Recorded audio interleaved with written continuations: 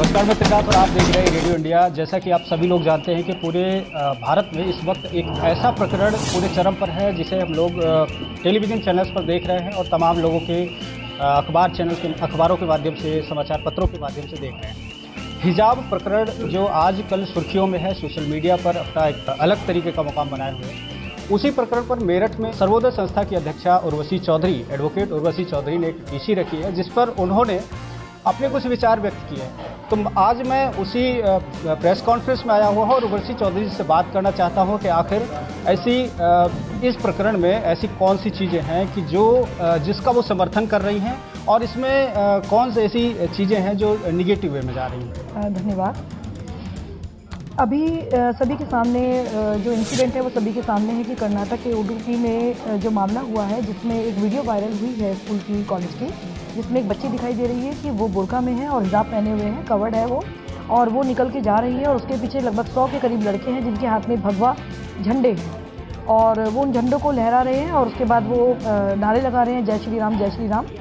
बाद में बच्ची अल्लाहू अकबर का नारा लगा रही है और वो फिर वहाँ से उसमें वीडियो में क्लियर दिखाई दे रहा है कि स्कूल का जो, कॉलेज का जो प्रबंधन है, प्रशासन है, मैनेजमेंट है, वो सारा आ जाता है। 4-5 लेक्चरर प्रोफेसर आते हैं और उस बच्ची को सेफ करके साइड करके वो निकाल के भेज देते हैं। लड़की फिर स्कूटी लेके निकल जाती है। तो जिसको देख के प्रथम दृष्टया ये क्लियर है बिल्कुल कि ये जो लड़के थे ये लोग कोई बाहर का दल था, कोई संगठन था, कोई जैसे कि बजरंग दल, हिंदू दल और दुनिया भर के जो ये धर्म के ठेकेदार बने करते हैं, इस तरीके का कोई ना कोई दल था जो लोग कॉलेज परिसर में प्रवेश कर गए थे और हंगामा मचा रहे थे। तो हमने आज जो ये प्रेस वार्ता रखी है, हम अपनी सर्वोदय संस्था की तरफ से प्रेस वार्ता रख के ये मैसेज देना चाहते हैं। हम सुप्रीम कोर्ट से, माननीय उच्चतम न्यायालय से ये कहना चाहते हैं कि अभी इसमें एक इंटरिम ऑर्डर आया है, उसके बाद में एक बेंच ये पूरा निर्णय लेगी इस विषय में। तो हम ये कहना चाहते हैं कि जहाँ तक ऐसा समझ में आता है कि अभी 5 राज्यों में चुनाव है, तो कहीं ना कहीं जो राजनीतिक दल और ये जो संगठन होते हैं, इनके माध्यम से कई बार सौहार्द बिगाड़ने के लिए, भाईचारा बिगाड़ने के लिए इस तरीके के मुद्दों को उठाया जाता है। जैसे पहले लव जिहाद का मुद्दा उठाया, कभी गाय का मुद्दा उठाया, ये सब चीज़ें सब लोग जानते हैं, ये सबको मालूम है। तो कहीं इस मुद्दे को उठाकर कोई उग्र रूप ये ले लेता तो ऐसा ना हो कि आए दिन ये आम सभी राज्यों में, सभी जिलों में, कॉलेजों में, परिसरों में होने लगे। उस दिन भी उस बच्चे के साथ कोई भी अप्रिय घटना हो सकती थी। अच्छा, मेरा जो सवाल है वो ये है कि आखिर इस हिजाब कांड को लेकर के जब जैसे तमाम तरीके के लोग अपने अपने बयान दे रहे हैं, प्रतिक्रियाएं दे रहे हैं, तो मेरा सबसे पहला सवाल ये है कि एक कॉलेज है, स्कूल है, उसमें ड्रेस कोड होता है और उसमें उन बच्चों को वहाँ जाने के लिए एक अलग से डिसिप्लिन लागू होता है ना। क्या उस डिसिप्लिन को ब्रेक करके एक नए तरीके का डिसिप्लिन थोपना या ज़बरदस्ती लागू करना, ये सब सही है? देखिए, ना तो हम ये बात कहते हैं ना इसके पक्ष में कि डिसिप्लिन तोड़ना चाहिए, ना हम इस पक्ष में है कि यूनिफॉर्म नहीं होनी चाहिए। यूनिफॉर्म हमेशा स्कूल में होनी चाहिए। विद्यालय में यूनिफॉर्म इसी वजह से रखी जाती है ताकि गरीब का बच्चा हो, अमीर का बच्चा हो, सभी बराबर दिखें, एक जैसे दिखाई दें। वरना तो यूनिफॉर्म नहीं होती तो अमीर का बच्चा महंगे कपड़े पहन के सुंदर कपड़ों में आता, गरीब का बच्चा बेचारा वही कपड़ों को रिपीट करता, तो वो अपने आप को छोटा महसूस करता। यूनिफॉर्म सिर्फ सबको समानता दिखाने के लिए विद्यालय में रखी जाती है, यूनिफॉर्म के खिलाफ नहीं है। लेकिन जिस तरीके से सर्दी के समय पे जब ठंड लगती है तो स्कूल कॉलेज बताता है कि अगर आप स्कार्फ पहनेंगे तो किस कलर का पहनेंगे, अगर आप कैप लगाएंगे वुलन तो किस कलर की लगाएंगे।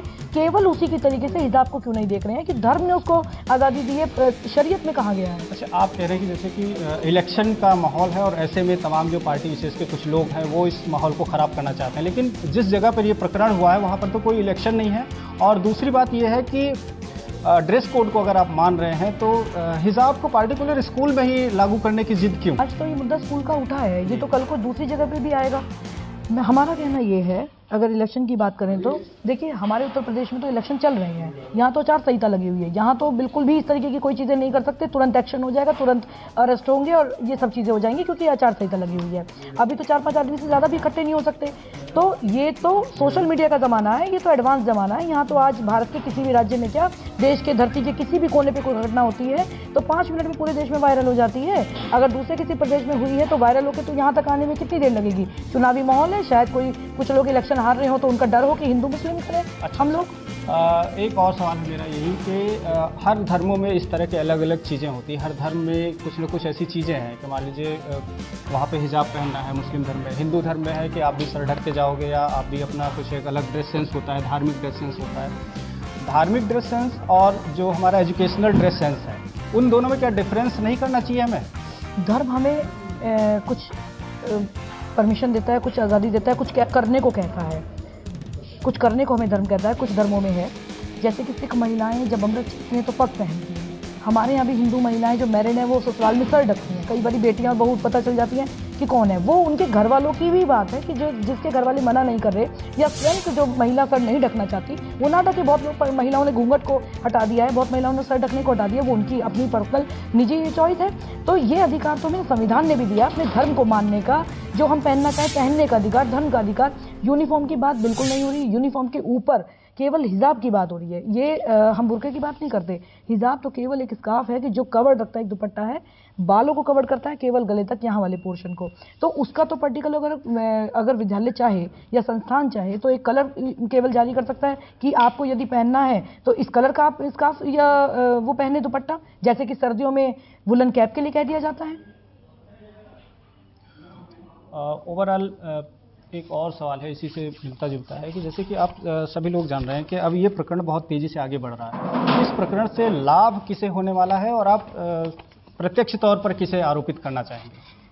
देखिए, ये कहने में कोई गुरेज नहीं है मुझे, this is an open secret, कि कुछ दलों को मतलब जो संगठन कुछ ये आवाज़ उठाते हैं, ये सीधा सीधा किस पॉलिटिकल पार्टी, राजनीतिक पार्टी का ये काम है, कौन इसको करते हैं, कौन इसको बढ़ावा देते हैं। एक समय इन्होंने लव जिहाद को बढ़ावा दिया था।